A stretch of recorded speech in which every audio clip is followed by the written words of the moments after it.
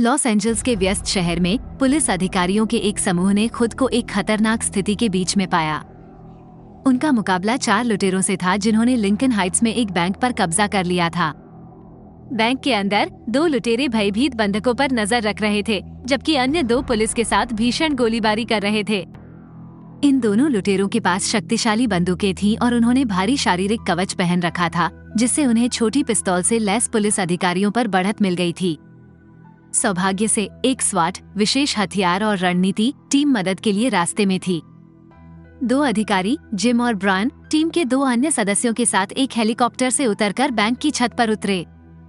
फिर वे एक विशेष कैमरे का उपयोग करके गुप्त मार्ग से बैंक में घुस गए, ये देखने के लिए कि अंदर क्या हो रहा है। इस बीच स्वाट टीम के कुछ स्नाइपर्स ने खुद को पास की इमारत की छत पर तैनात कर लिया, जबकि एक अन्य टीम जमीन से आई। इस तनावपूर्ण क्षण के दौरान बाहर के लुटेरों में से एक ने भागने वाली कार में भागने की कोशिश की, लेकिन एक शार्पशूटर ने उसे तेजी से नीचे गिरा लिया। दूसरा लुटेरा पुलिस का विरोध करता रहा, लेकिन आखिरकार ग्राउंड टीम उस तक पहुंच गई और उसे पकड़ लिया।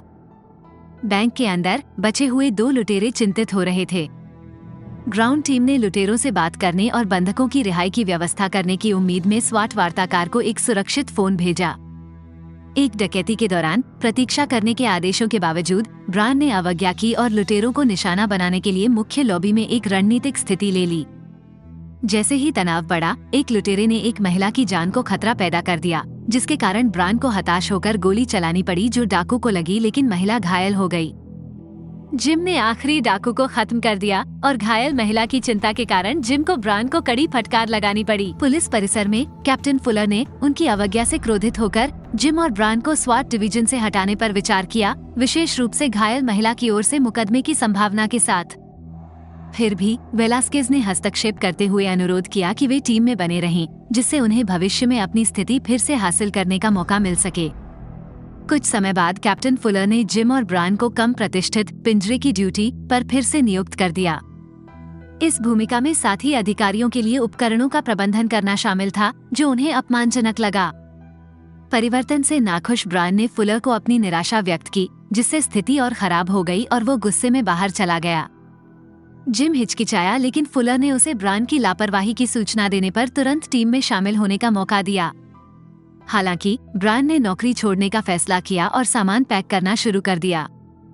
एक आश्चर्यजनक मोड़ में जिम ने ब्रायन की लापरवाही को स्वीकार करते हुए फुलर का पक्ष लिया। इसके कारण तीखी बहस हुई और जिम द्वारा ठगा हुआ महसूस करने वाले ब्रायन ने जाने से पहले दर्पण पर अपना सिर दे मारा।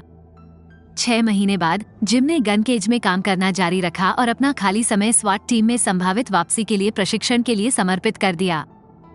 एक दिन सार्जेंट होंडो ने परिसर का दौरा किया और अपनी अनुकूलित M4 राइफल के लिए जिम से सहायता मांगी, जिससे जिम हथियार की कस्टम विशेषताओं से प्रभावित हुआ। अपनी यात्रा के दौरान होंडो ने मीडिया में LAPD की नकारात्मक छवि पर चर्चा करने के लिए वेलास्केज से भी मुलाकात की, जिससे विभागीय सुधार की मांग शुरू हो गई थी।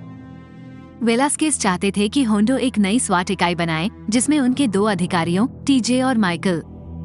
होंडो ने अधिकारियों को स्वीकार कर लिया और कार्मिक फाइलों से 3 और उम्मीदवारों को चुनने का इरादा किया, जिसमें फुलर का अंतिम निर्णय था।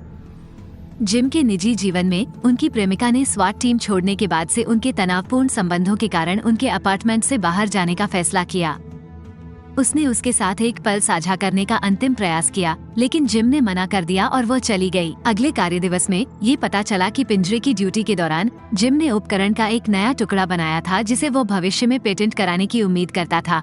दीवारों या बैरिकेड्स को तोड़ने के लिए डिजाइन किया गया एक बड़ा हुक और चेन, जिसे शहर की कुंजी नाम दिया गया था। जिम ने अपने आविष्कार के बारे में अपने केज ड्यूटी पार्टनर को बताया और उन्हें आश्चर्य हुआ जब होंडो ने रुचि दिखाई, जिम की रचनात्मकता को पहचाना और जिम द्वारा अपने हथियार में किए गए सुधारों की प्रशंसा की। बाद में सार्जेंट होंडो अपने अधिकारियों को अभ्यास के लिए फायरिंग रेंज में ले गए, जहां TJ आश्चर्यजनक रूप से होंडो से बेहतर प्रदर्शन किया, जिसके परिणामस्वरूप $200 का दाम लगा। होंडो ने जिम को TJ को हराने के लिए चुनौती दी और सभी को आश्चर्यचकित करते हुए होंडो को छोड़कर जिम विजेता बनकर उभरा। इस बीच एलेक्स नाम का एक फ्रांसीसी डकैत लॉस एंजल्स पहुंचा। उनके गार्डों ने उनका चाकू लगभग जब्त कर लिया था, लेकिन उन्होंने इसे पारिवारिक विरासत बताते हुए अपने पास रख लिया। उसके आदमियों के गर्मजोशी से स्वागत के बाद उन्होंने उसे एक नकली पासपोर्ट प्रदान किया। एलेक्स एक स्थानीय रेस्तरां में अपने चाचा से मिलने गया, ये दिखावा करते हुए कि यह एक जन्मदिन का आश्चर्य था। सच तो ये है कि एलेक्स को पता था कि उसके चाचा पारिवारिक धन का गबन कर रहे हैं। उनके भोजन के बाद एलेक्स ने चाकू से अपने चाचा की तेजी से हत्या कर दी और उन्हें उनकी कार में छोड़ दिया। हालांकि बाद में टूटी हुई टेल लाइट के कारण पुलिस ने उसे पकड़ लिया। ये देखते हुए कि कार उसके दिवंगत चाचा की थी और उसके लिए गिरफ्तारी वारंट जारी था, एलेक्स ने खुद को पूछताछ और पहचान सत्यापन के लिए हिरासत में पाया। अधिकारियों को रिश्वत देने के प्रयास के बावजूद वो जेल की कोठरी में पहुंच गया। होंडो के साथ वापस आकर उन्होंने उस दिन के लिए जिम को अपने ड्राइवर के रूप में नियुक्त किया, जब वे संभावित रंगरूटों की तलाश कर रहे थे। उनका पहला पड़ाव अधिकारी डेके की जांच करना था, जो एक संदिग्ध का पीछा कर रहा था। होंडो और जिम ने पीछा करने में शामिल होने का फैसला किया, जिसके परिणामस्वरूप उन्होंने संदिग्ध को पकड़ लिया। डेके शुरू में परेशान थे क्योंकि वो इसे अपने दम पर संभालना चाहते थे, लेकिन जब होंडो ने उन्हें टीम में शामिल होने के लिए आमंत्रित किया तो उन्हें यह विचार पसंद आया। इसके बाद वे एक अन्य उम्मीदवार से मिले जिसने होंडो पर पहली बार खराब प्रभाव छोड़ा। ये संभावित भर्ती शाकाहारी, अत्यधिक विनम्र और अत्यधिक सख्त था, जिससे वो होंडो की इकाई के लिए उपयुक्त नहीं था। उनकी खोज उन्हें क्रिस नाम के एक मेट्रो पुलिस अधिकारी तक ले गई, जिसने कई बार स्वाट के लिए आवेदन किया था, लेकिन आंतरिक मामलों के संदिग्धों द्वारा दायर विभिन्न कदाचार की शिकायतों के कारण उसे अस्वीकार कर दिया गया था। होंडो को पता चला कि क्रिस क्रिस्टीना के लिए छोटा है और उसे पता चला कि उसके खिलाफ अधिकांश आरोप हिंसक पुरुष अपराधियों का विरोध करने के कारण थे, जो एक महिला के अधीन होना स्वीकार नहीं कर सकते थे। होंडो उससे प्रभावित हुआ और उसने उसे अपनी टीम में एक पद की पेशकश की, ये संदेह करते हुए कि स्वाट रोस्टर में उसे शामिल करने में फुलर की अनिच्छा लिंग पूर्वाग्रह के कारण थी। मुख्यालय लौटकर जिम ने होंडो से भर्ती अभियान के उद्देश्य के बारे में पूछताछ की। होंडो ने पूछा कि क्या जिम सचमुच टीम में शामिल होना चाहता है। फुलर की संभावित अस्वीकृति के कारण जिम झिझक गया। होंडो ने पूछा कि क्या जिम ने ब्रान के बारे में रिपोर्ट किया था, जिस पर जिम ने स्वीकार किया कि उसने ऐसा नहीं किया था। होंडो ने उन्हें टीम में अंतिम स्थान दिया। टीम मीटिंग के दौरान फुलर ने उम्मीद के मुताबिक क्रिस और जिम को अस्वीकार कर दिया। हालांकि होंडो ने अपनी पसंद का बचाव किया। फुलर ने एक समझौते का प्रस्ताव रखा, उन्हें स्वीकार कर लिया जाएगा, लेकिन स्वाट परीक्षणों में असफल होने पर क्रिस को अपनी पिछली भूमिका में वापस जाना पड़ेगा और जिम और होंडो को बल से हटा दिया जाएगा। होंडो ने अपनी नई टीम की क्षमता पर भरोसा करते हुए इसे स्वीकार कर लिया। प्रशिक्षण शुरू हुआ, जिससे दस्ते के सदस्यों को एक दूसरे को बेहतर तरीके से जानने का मौका मिला। जब ये पता चला कि जिम की पूर्व प्रेमिका माइकल की बहन थी, तो तनाव बढ़ गया, जिससे लड़ाई शुरू हो गई, जिसे तुरंत शांत कर दिया गया।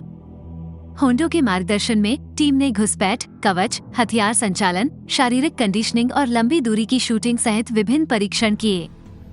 शुरुआती चुनौतियों के बावजूद उन्होंने धीरे धीरे अपने प्रदर्शन में सुधार किया। लक्ष्य के रूप में कार्डों का उपयोग करते हुए एक स्नाइपर सत्र के दौरान टीम ने उल्लेखनीय निशानेबाजी कौशल का प्रदर्शन किया। खाली इमारतों में सिमुलेशन अभ्यास ने उन्हें टीम वर्क और बंधक बचाव तकनीक सिखाई। उनका अंतिम मूल्यांकन एक हवाई जहाज पर एक नकली बंधक स्थिति थी, जिसे साथी अधिकारियों ने पेंटबॉल बंदूकों के साथ आतंकवादियों को चित्रित करते हुए अपने कब्जे में ले लिया था। मिशन 8 मिनट के भीतर विमान पर नियंत्रण हासिल करना था। जिम ने एक अप्रत्याशित प्रवेश बिंदु खोजा, एक छोटा एलिवेटर शाफ्ट जो केवल क्रिस के लिए उपयुक्त था। टीम ने अपना वाहन विमान के नीचे रखा और एक खुला स्थान बनाना शुरू कर दिया, जबकि एक सदस्य खिड़की तक पहुंचने के लिए छत पर चढ़ गया। क्रिस ने लिफ्ट शाफ्ट में प्रवेश किया, पता लगाया और समय रहते जाल को निष्क्रिय कर दिया। अपने हमले का समन्वय करते हुए टीम ने सटीक शॉट्स के साथ सभी 6 अपहर्ताओं को मार गिराया, बिना किसी हताहत के बंधकों को बचा लिया। टीजे एक संभावित घातक प्रहार का सामना करना पड़ा, जो सौभाग्य से वास्तविक नहीं था। फुलर की निराशा के कारण नई टीम ने रिकॉर्ड सेटिंग प्रदर्शन हासिल किया। उस शाम उन्होंने डेके के पिता के कैफे में जश्न मनाया, लेकिन थोड़ी देर बाद अधिकांश घर चले गए। क्रिस और जिम ने एक बार में अपनी रात जारी रखने का फैसला किया। अधिक पेय का आनंद लेने के दौरान ब्रान अप्रत्याशित रूप से उनके साथ शामिल हो गया, जिससे जाने से पहले जिम के साथ एक निष्क्रिय आक्रामक आदान प्रदान हुआ और नुकसान हुआ। जिम ने क्रिस की ओर कदम बढ़ाया, लेकिन उसने विनम्रतापूर्वक मना कर दिया और उसे अपनी बेटी की आगामी जन्मदिन की पार्टी में आमंत्रित किया। इस बीच एलेक्स ने कानूनी मदद मांगी, लेकिन उसे सीमित सहायता मिली और अंततः उसका तबादला कर दिया गया। अगले दिन टीम ने छुट्टी का आनंद लिया, प्रत्येक ने अपने अपने हितों का पीछा किया। हालांकि बंधक स्थिति के बारे में एक आपातकालीन कॉल से उनका ब्रेक बाधित हो गया था।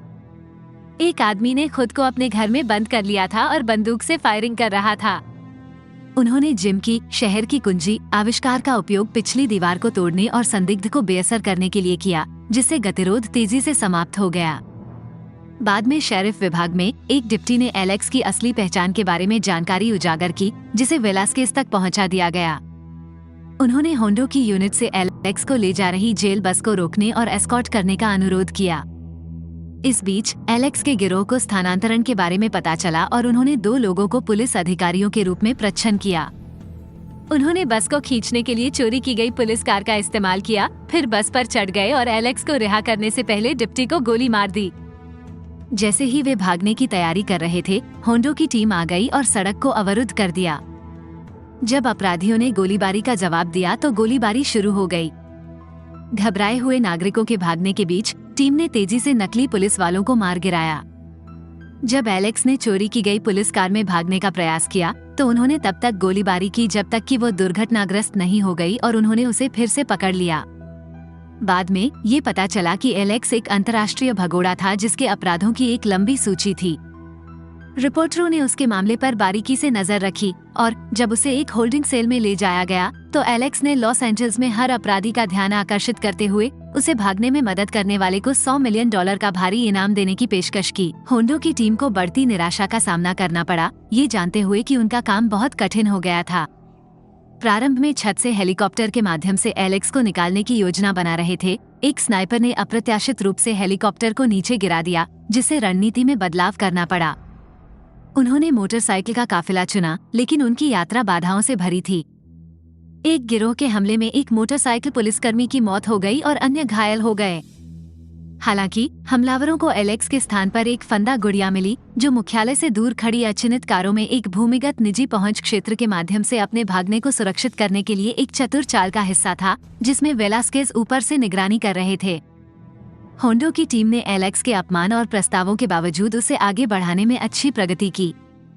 हालांकि दूसरे चेक पॉइंट पर टीजे अप्रत्याशित रूप से अपनी टीम के खिलाफ हो गए और एलेक्स का प्रस्ताव स्वीकार कर लिया।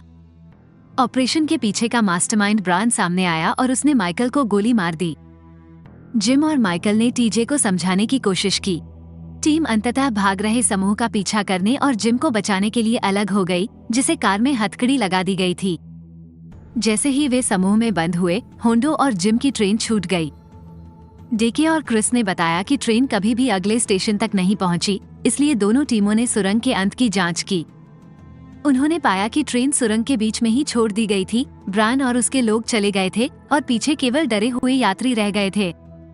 वे अनजाने में पुलिस संचार को काटते हुए एक तूफानी नाले के उद्घाटन में प्रवेश कर गए। फुलर को टीजे के विश्वासघात का पता चला और उसे एलेक्स के ऑपरेशन में टीम की संलिप्तता का संदेह हुआ। उन्होंने हॉथोर्न हवाई अड्डे पर एक अनधिकृत रनवे देखा और सभी उपलब्ध इकाइयों को वहां भेज दिया। इस बीच टीम ने चमगादड़ जैसी बाधाओं से निपटते हुए सीवर सुरंगों के माध्यम से अपराधियों को ट्रैक किया। ब्रायन ने एक मूर्खतापूर्ण जाल बिछाया, जिससे टीम के भीतर कुछ तनाव पैदा हो गया। जिम ने समय रहते जाल को निष्क्रिय कर दिया, लेकिन ब्रायन के समूह ने निकास द्वार बंद कर दिया। जिम ने गेट तोड़ने के लिए निहत्थे जाल का इस्तेमाल किया।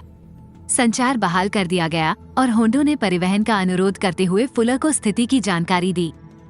हालांकि फुलर ने होंडो पर भरोसा न करते हुए टीम को मिशन को रद्द करने का आदेश दिया। आदेश को नजरअंदाज करते हुए टीम ने पास से गुजर रही एक लिमो पर नियंत्रण कर लिया और एक कम उड़ान वाले जेट का पीछा किया, जो ब्रायन की भागने की योजना प्रतीत होती थी।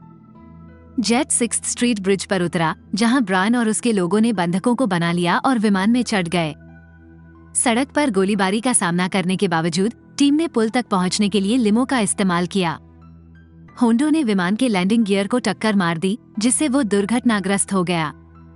स्वाट और ब्रायन के लोगों के बीच भीषण गोलीबारी हुई, जिसके परिणामस्वरूप क्रिस को कंधे में गोली लग गई। डेके ने एलेक्स को पुनः पकड़ लिया। ब्रायन एक बंधक को ढाल बनाकर पुल से नीचे उतरते हुए विमान से सुरक्षित निकल गया। जिम ने उसका पीछा किया, जिससे ट्रेन यार्ड में आमने सामने की लड़ाई हुई। क्रूर आदान प्रदान के बाद जिम ब्रायन के सिर को आने वाली ट्रेन के रास्ते में मारने में कामयाब रहा, जिससे उसकी मौत हो गई। पुल पर वापस फुलर उनके असाधारण काम के लिए उनकी सराहना करने पहुंचे, लेकिन उन्हें याद दिलाया कि उनका काम पूरा नहीं हुआ था। उनके पास अभी भी एलेक्स हिरासत में था और उसे संघीय जेल में स्थानांतरित करने की आवश्यकता थी। इस कार्य के लिए टीम ने एक स्वाट ट्रक लिया। बाद में पुलिस बैंड पर चल रही डकैती की सूचना मिली। अपनी थकान और अपनी शिफ्ट खत्म होने के बावजूद समर्पित टीम अपने अगले मिशन के लिए निकल पड़ी।